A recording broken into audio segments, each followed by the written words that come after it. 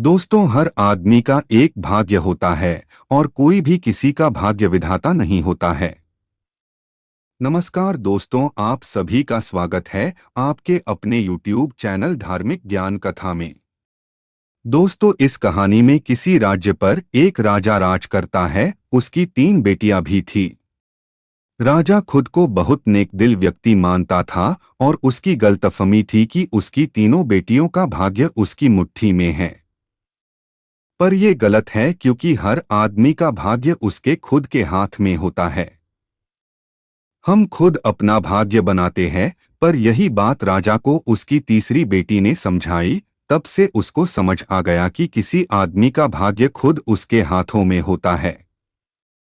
दोस्तों, मुझे लगा इस कहानी से आपको कुछ अच्छी सीख मिलेगी, इसलिए आपके साथ शेयर की। तो आइए दोस्तों, सुनते हैं इस कहानी को।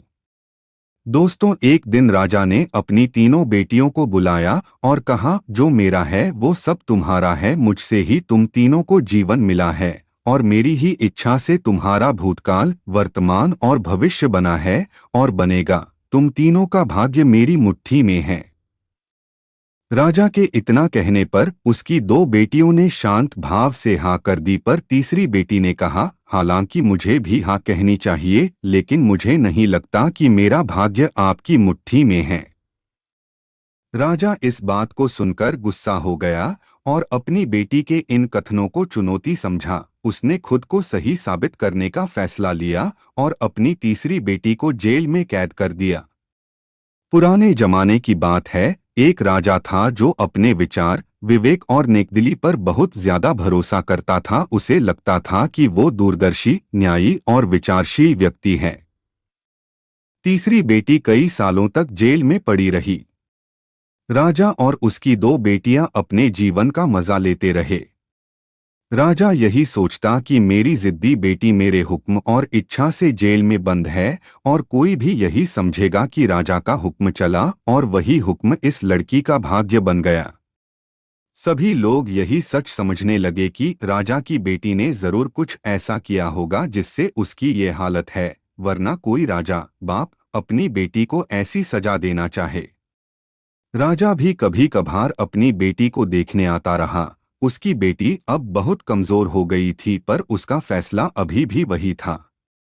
राजा से अपनी बेटी की ये हालत ज्यादा दिनों तक देखी नहीं गई। एक दिन राजा ने अपनी बेटी से कहा, तुम्हारी ये जिद मुझे और गुस्सा दिलाती है। अगर तुम मेरे राज में मेरी आंखों के सामने रही तो न जाने में क्या कर बैठूंगा।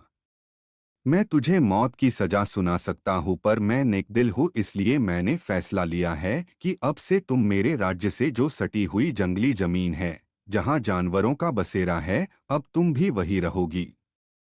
उस जंगल में मैंने उन लोगों को रखा जिन्होंने मेरे हुक्म का पालन नहीं किया, और इसी वजह से वो जंगली जंगल उनका भाग्य बन गया। आओ, तुम भी पागलों और मूर्खों के बीच अपनी जिद को पूरी करो। बेटी को वहां जाना पड़ा क्योंकि कोई और रास्ता नहीं था, और उसको पेट भरने के लिए कंदमूल, फल और सोने, रहने को गुफा और पीने के लिए झरने का पानी और तापने के लिए सूरज की धूप थी।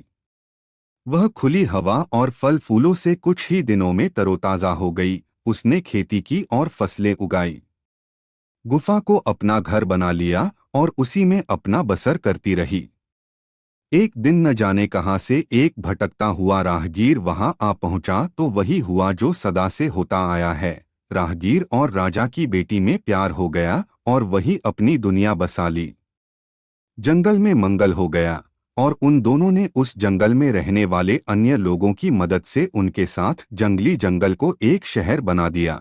सारे इलाके में मेला लग गया। कुछ सालों बाद राजा की बेटी और वो राहगीर उस शहर की रानी बन गई और उस शहर की चर्चा होने लगी। किसी तरह उस शहर के बारे में रानी के पिता को पता चला।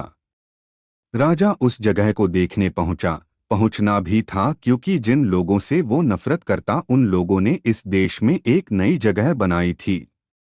वहां उसने अपनी जिद्दी बेटी को जब रानी के रूप में देखा और उसके साथ एक खूबसूरत युवक को देखा जो इस देश का राजा था, तो दंग रह गया। बेटी ने अपने पिता का मुस्कुराकर स्वागत किया और अपने पिता से कुछ नहीं कहा, पर राजा ने सुना और उसे आवाज सुनाई दी कि हर आदमी का अपना भाग्य होता और कोई भी किसी का भाग्य विधाता नहीं है। दोस्तों, राजा को खुद ब खुद अपनी गलती का एहसास हो गया। उसने सबको अपने भाग्य पर छोड़कर आजाद कर दिया। दोस्तों, इस कहानी का तात्पर्य ये है कि किसी का भाग्य किसी के हाथ में नहीं होता, बल्कि इंसान अपना भाग्य खुद बनाता है। जैसे राजा की बेटी ने जंगली जंगल में भी अपना भाग्य खुद बनाया।